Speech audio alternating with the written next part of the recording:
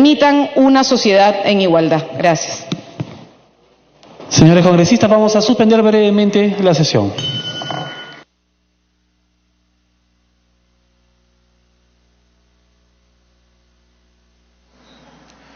Muy bien, son las 6 de la tarde con 36 minutos.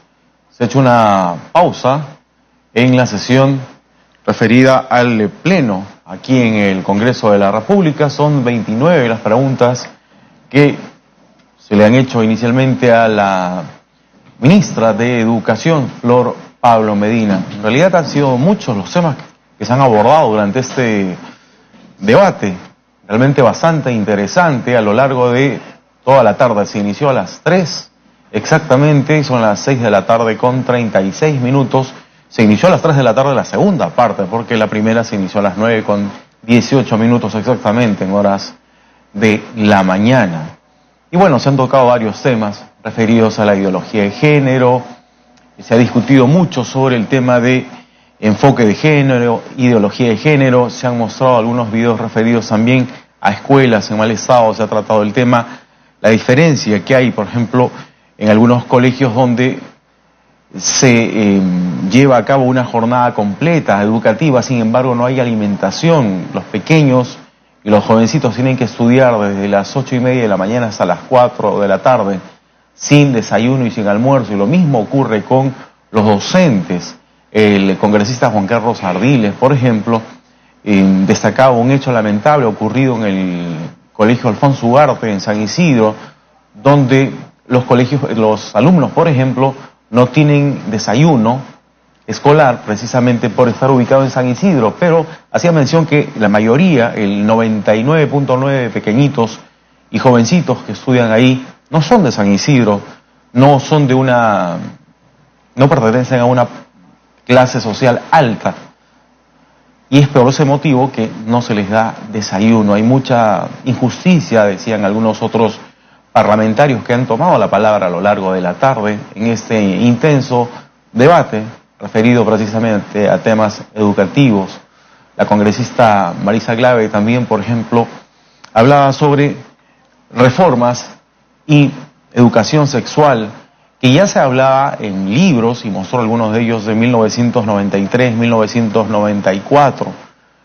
Por su parte, el congresista Carlos Brus también se ha referido al tema, diciendo que hay mucha homofobia en las marchas, por ejemplo, con Mis hijos no te metas, que utilizan su fotografía con frases irreproducibles. Ponía como ejemplo esta degeneración que ha habido en el término de enfoque de género e ideología de género, el cual, según el propio congresista Carlos Brus, decía, no existe. El congresista Curro, por su parte, también hacía mención a las diferencias que hay en la currícula. Un centro de altos estudios con un colegio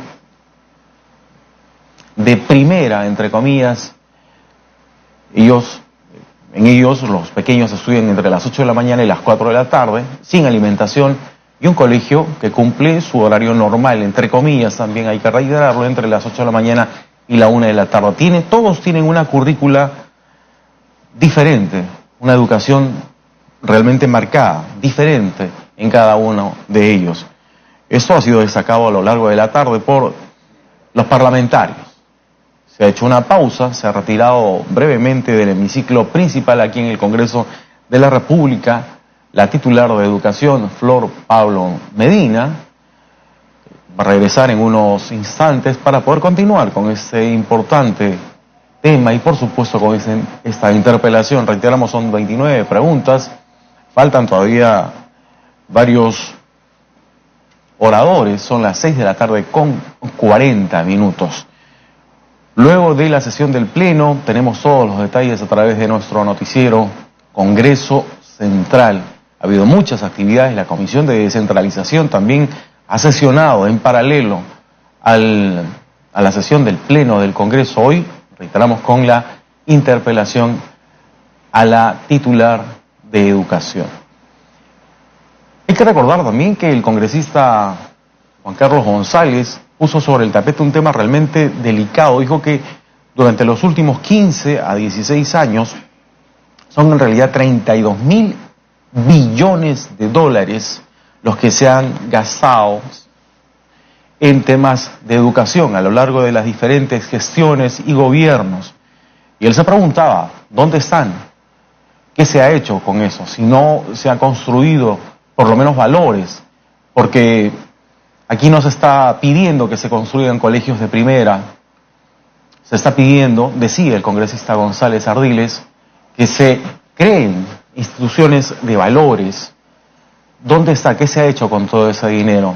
Se preguntaba el legislador. Son las 6 de la tarde con 41 minutos. Regresa al hemiciclo la ministra de Educación. Escuchemos. Falta bastante orador, Dani.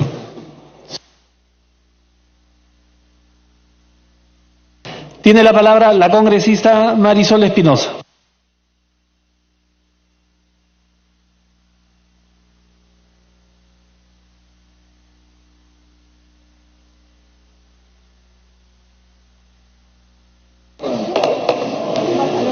Congresista Espinosa, le cede su... Okay. Tiene la palabra la congresista Cruz. Gracias, presidente. Por intermedio suyo, saludar a la ministra, saludar también a nuestros colegas. El día de hoy la ministra nos indica que los niños mejoran su rendimiento a través de los textos que se les entrega, y eso, le digo a la ministra, es falso, ministra. Hasta estos momentos, muchos niños en la región Cusco no reciben sus textos escolares. El día de ayer sale el premier diciendo, la educación se respeta. Yo quisiera que se respete la educación, ministra. Presidente, pido una autorización para pasar un video. Autorizado.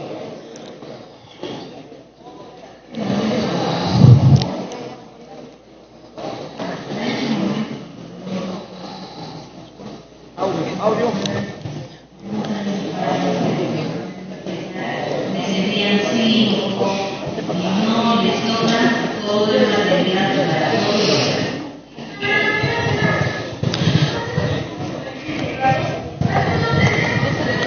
Audio.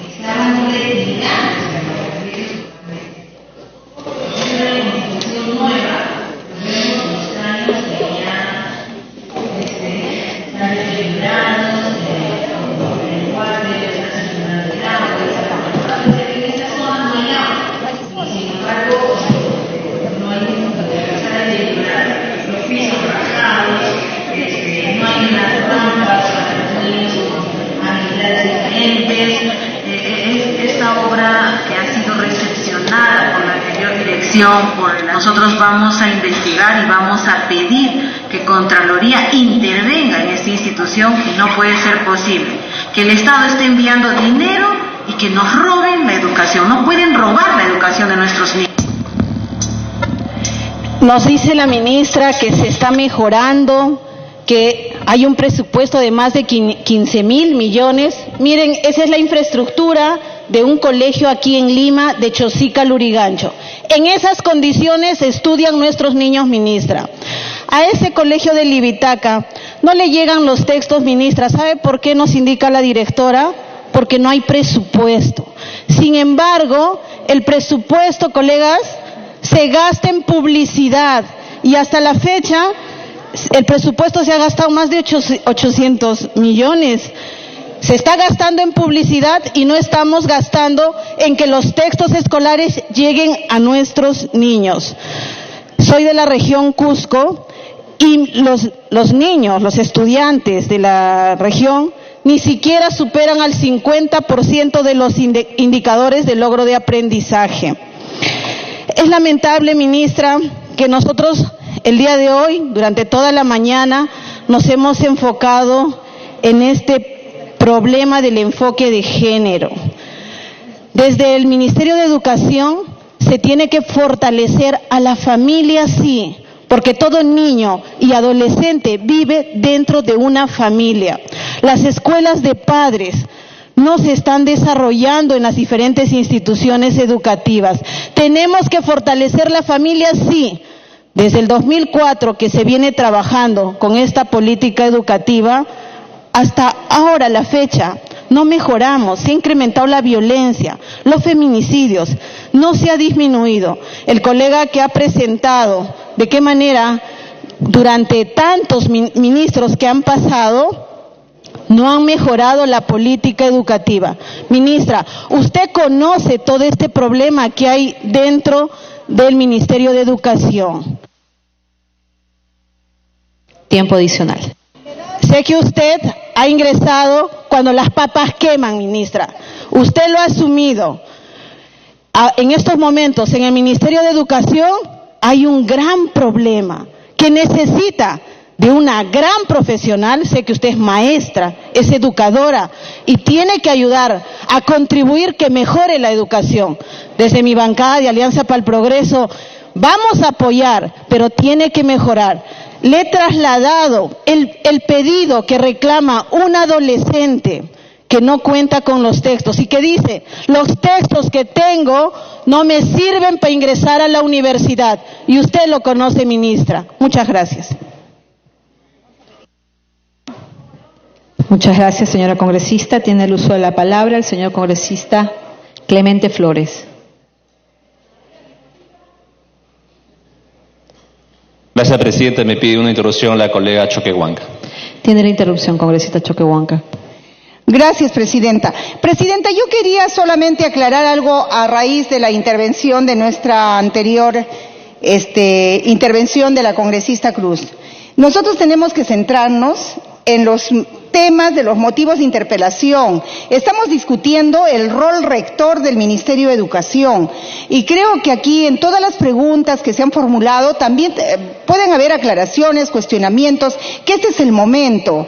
El rol rector del nivel de educación, yo creo que si en otra oportunidad nosotros queremos citar a la ministra para que ella pueda aclarar sobre infraestructura, sobre el estado de los colegios, podría ser motivo pues de citarla a la comisión o de ver después alguno en un otro momento, pero yo le ruego, presidenta, por favor, que nos centremos en los motivos de la interpelación y no discutir el rol de rector del Ministerio de Educación. Gracias, presidente. Muchas gracias, congresista. Continúe, congresista Clemente Flores. Gracias, presidenta. Mi saludo a la ministra, a los colegas presentes. Presidenta, esta tarde hemos podido escuchar, sobre todo de los congresistas fujimoristas, el reclamo por la educación en el país, principalmente a la ministra que está presente. Pero quiero hacer un poco que deben ver la historia. En los años 90, presidente, el fujimorismo destruyó prácticamente a la educación en el país. Despidieron a los docentes, dejaron de lado a las áreas administrativas y generaron una deuda social más de 4.000 millones de soles, presidenta. Más de 4.000 millones de soles y que ahora nuestro gobierno está pagando. Cada año se programan alrededor de 200 millones de soles lo que es la deuda social. Es decir, creo que no son los indicados para reclamar sobre el tema de educación en el país. Pero en ese sentido, presidenta, nuestro gobierno sí tiene un norte y sí tiene un compromiso con la educación. y sí tiene una política definida a dónde quiere llevar el país en el tema educativo. Para ello, Presidenta, tenemos que trabajar con los recursos humanos, que es fundamental. Si a nuestros maestros, a nuestros docentes no los tenemos motivados, no están bien pagados, no es posible avanzar la educación, Presidente. Para eso, nuestro gobierno, en menos de 3 años que vamos en la gestión, se ha incrementado 40% del presupuesto, Presidenta, para el pago de sus haberes a los docentes. Sí, eso demuestra un compromiso del gobierno. ¿Qué más, Presidenta?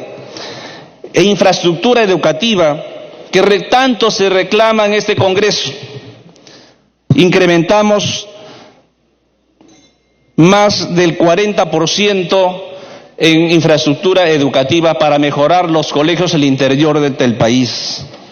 Eso, Presidenta, hay un compromiso y se ve en hechos concretos, no es palabras, presupuesto destinado, que este mismo Congreso en la Comisión de Presupuestos se ha destinado ese recurso.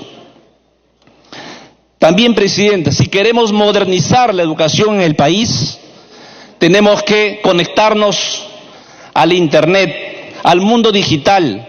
Nuestro gobierno, Presidenta, está destinando más de 1.400 millones para la banda ancha, con lo cual vamos a tener Internet en los puntos más alejados de nuestra patria, Presidenta. Eso es mejorar la educación del país.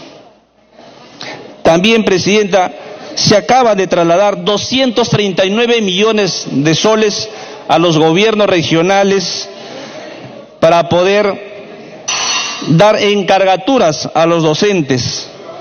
Y eso, Presidenta, demuestra el trabajo que tiene la ministra con el sector.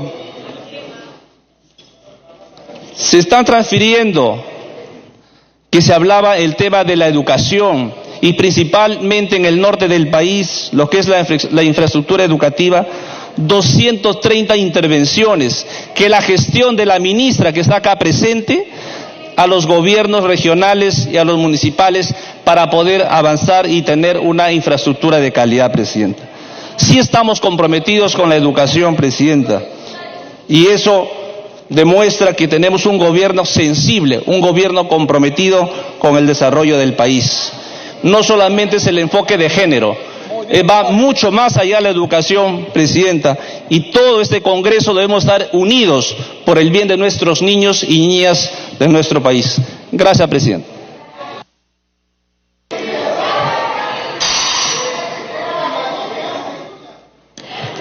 Muchas gracias, congresista. Tiene el uso de la palabra el congresista Luis Iberico Núñez.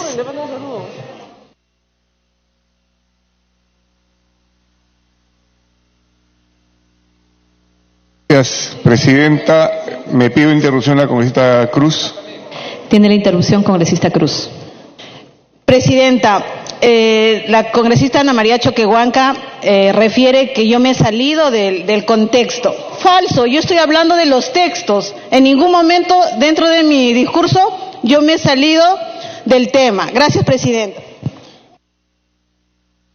Muchas gracias, congresista. Me pide otra interrupción el congresista Flores. Tiene la interrupción, congresista Clemente Flores. Gracias, Presidenta. Gracias, congresista. Presidenta, solamente para precisar, hemos podido escuchar la intervención de un colega en la tarde, haciendo un reclamo que nuestro presidente no había recibido al niño, es el embajador de la lectura en el Palacio, y que está pidiendo que mejore su infraestructura educativa. A las 12 del mediodía presentó el documento, Presidenta, y a las 3 de la tarde el mismo presidente lo ha recibido y ha hablado con el niño Víctor Martín. Eso demuestra, Presidenta, que nosotros sí estamos conectados con el pueblo y con los más necesitados. Gracias, Presidenta. Muchas gracias. Continúe, congresista Luis Iberico.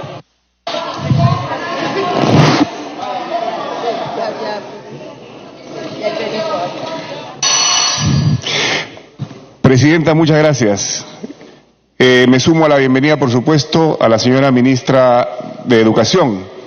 Y lo primero, que ya a esta hora en que prácticamente estamos concluyendo esta sesión de interpelación, lo primero que debemos rescatar es que este es un ejercicio de la democracia. El Parlamento es una expresión de la democracia. Y venir al Parlamento a una interpelación no debe ser algo que nos deba preocupar, ni siquiera motivar a pensar que no es bueno, que afecta la gobernabilidad, que perjudica al funcionario que es invitado. Por el contrario, la interpelación es lo que tiene que hacer un Congreso dentro de su función de fiscalización y control político. Puede resultar antipático, es cierto, pero el Congreso aquí en cualquier país del mundo no tiene por qué ser simpático, porque justamente tiene la misión de discutir y de preguntar. Puede también parecer que se destina demasiado tiempo. Yo creo que una discusión como la que se ha venido sosteniendo aquí y se seguirá sosteniendo, se va a mantener en el tiempo largamente y amerita darle un espacio, porque tenemos que entender que la discusión enriquece. La discusión, el debate es saludable en un sistema democrático. Enriquece porque en el Congreso están representadas las diferentes opciones políticas. Y no solamente, como lo hemos visto, hay un debate político sobre políticas educativas. Obviamente tiene que haber un debate político, un debate ideológico y hasta religioso, sino que en este debate también recogemos las diferentes experiencias de los diferentes parlamentarios aquí presentes. Y tenemos parlamentarios con muchas experiencias en la docencia, por ejemplo. Tenemos parlamentarios con experiencia en la vida militar, parlamentarios que han sido ministros de Estado. En nuestra bancada tenemos un parlamentario que ha sido presidente del Consejo de Ministros. Es decir, gente que tiene, ministra, señora presidenta, a través suyo, mucho que aportar, y eso hay que apreciarlo, no hay que cuestionarlo. Sé que el debate se puede tornar por momentos áspero, y lo hemos tenido en esta ocasión también, pero así es en todo Congreso, en todas partes del mundo. El debate a veces se torna agresivo y hasta virulento. Y puede haber también casos en los cuales haya maltrato, y eso es cuestionable. Se da aquí y se da en cualquier parlamento. Pero hay que rescatar, ministra, a través suyo, presidenta, y coincidirá con nosotros, que ha sido un debate en el cual se ha respetado absolutamente a nuestra invitada. Y ha sido un debate alturado y respetuoso sobre un tema importante, porque el tema de debatir el enfoque de género o la ideología de género, como lo sostienen otros, es algo que hay que desarrollarlo, pero no como un diálogo de sordos, sino que tenemos que escucharnos todas las partes en este debate, porque finalmente bajo el concepto de género o de sexo, que son cosas distintas, y son tan distintas que el propio diccionario de la Academia de la Lengua Española así lo consigna, son distintas porque el sexo obviamente se refiere al aspecto biológico, y así lo dice este diccionario. Sexo, condición orgánica masculina o femenina de los animales y las plantas. Nadie discute, hay varones y hay mujeres, hay machos y hay hembras. Y el otro concepto del diccionario de la Academia Española es el de género, grupo al que pertenecen los seres humanos de cada sexo, entendiendo desde un punto de vista sociocultural, en lugar de exclusivamente biológico.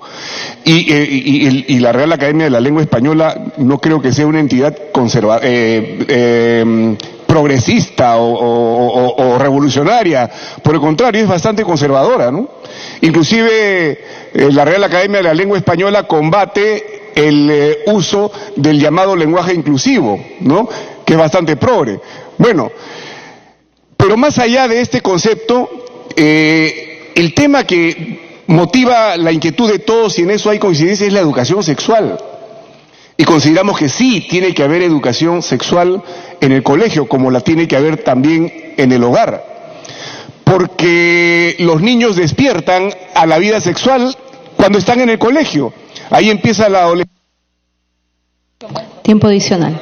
Ahí hay un desarrollo biológico natural que lleva a que despierte en todos nosotros la actividad sexual. Y tenemos que enseñarles pues a los alumnos Y esto no está funcionando muy bien, ministra, a través suyo, presidente.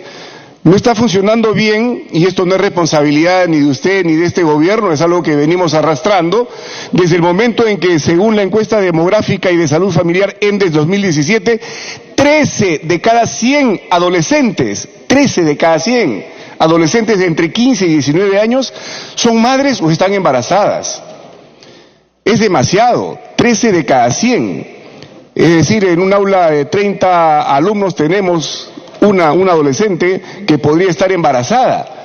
Y si bien estos adolescentes biológicamente pueden estar preparados para concebir, y ahí viene el tema de género, psicológicamente, socialmente, culturalmente no lo están. Por lo tanto, tienen que recibir una formación. Tiempo adicional. Una educación sexual. También una educación sexual para comprender que existen minorías que tienen otras opciones sexuales. La homosexualidad no es algo que aparece en la vida adulta. La homosexualidad aparece muchas veces bastante temprano. Yo, por lo menos en mi colegio, en mi promoción, hemos tenido los de mi promoción, compañeros homosexuales. Y la formación que nos dio mi colegio, y se lo agradezco, ha hecho que hemos sido con estos compañeros homosexuales muy amigos, y el día de hoy seguimos siendo muy amigos y seguiremos siendo en el futuro muy amigos. Porque si no entendemos eso, entonces ¿qué vamos a producir?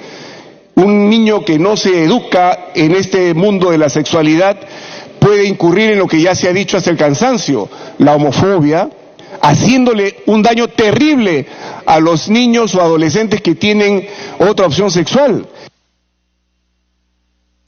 Tiempo adicional. Y por supuesto, y se ha hablado también acá de la violencia contra la mujer, los abusos contra la mujer, los atropellos contra la mujer. Entonces, sí es necesario tener una educación sexual. Ahora, ¿cómo desarrollamos esos contenidos en los textos educativos? Evidentemente ha sido grave lo que ha pasado en este texto, donde un link nos ha llevado a una información sexual inapropiada para los niños, para los jóvenes de las edades de quienes están en el colegio, absolutamente inapropiado. Si bien es cierto que aquí en esta mini computadora que ahora todos tenemos en la mano, esta información fluye a borbotones, no es excusa para que en los textos escolares ocurra una cosa así. Ahí ha habido un grave error. Y si algo tengo que saludar es que la ministra no haya venido a anunciar medidas que se van a tomar, sino medidas que ya se tomaron, a informar sobre medidas que ya se tomaron, y habrá que hacer el seguimiento para determinar las responsabilidades, los responsables de que esto haya ocurrido. Pero para que concluya. Si entendemos de la necesidad, de la vitalidad de la dinámica del diálogo, del debate, de la discusión parlamentaria, congresal, entre los poderes del Estado, creo que eso va a ser mejor para poder superar estos inconvenientes y para desarrollar textos escolares que se adecúen a la demanda que tienen los niños y los adolescentes en formación sexual, en la formación que es tan importante para todos nosotros. Hablándonos nos vamos a entender, discutiendo nos vamos a entender. No hace falta hacer sonar tambores de guerra. Para que concluya. Antes de venir al Parlamento Nacional, no hace falta que acá nos pongamos pinturas de guerra. Yo creo que si hay algo saludable en un sistema democrático es la institución del Congreso de la República. Y podemos llegar a entendimientos inclusive que, como lo mencionó algún colega congresista, yo entiendo que siempre va a haber familias que no van a querer pues que sus niños reciban educación sexual en el colegio, los va a haber. Existe una población importante que ve esto con preocupación. Para que concluya. Tal vez esto tenga que ser una materia optativa y convencer a los padres de que sí, sus niños tienen que recibir esta educación, a aquellos que son renuentes a la formación sexual en el colegio. Finalmente, señora presidenta, considero que en esta discusión, en este largo debate, a pesar de que de repente van a haber por ahí algunas críticas, miren, todo el día discutiendo parados, todos hemos ganado. Todos hemos ganado porque nos entendemos, todos hemos ganado. Para que concluya. Nuestras preocupaciones, y es cierto, el Congreso es una entidad abierta, de puertas abiertas. Yo he presidido este Congreso y, como lo mencionó Juan Cheput, me parece, en numerosas ocasiones he recibido ahí, en el despacho de la Presidencia, ministros de Estado que venían a sugerirnos proyectos de ley que el propio Ejecutivo no les estaba aceptando, pero venían acá y éramos unos aliados de estos ministros de Estado y promovíamos sus proyectos de ley. Hablando nos entendemos y creo que tenemos que... Para que concluya. Tenemos que fortalecer esta actitud dialogante y democrática en el Perú. Gracias, Presidenta. Gracias, Ministro. Muchas gracias, señor congresista. Tiene el uso de la palabra el señor congresista Moisés Guía Pianto.